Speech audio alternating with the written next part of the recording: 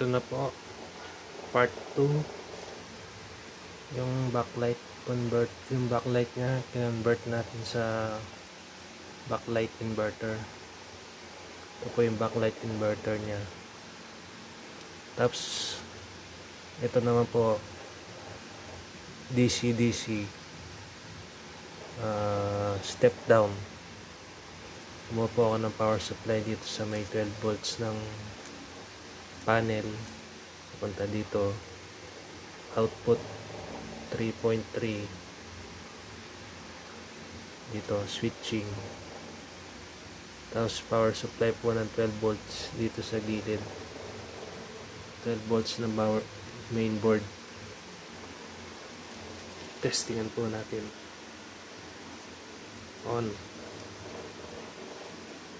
Yun, mandar na po.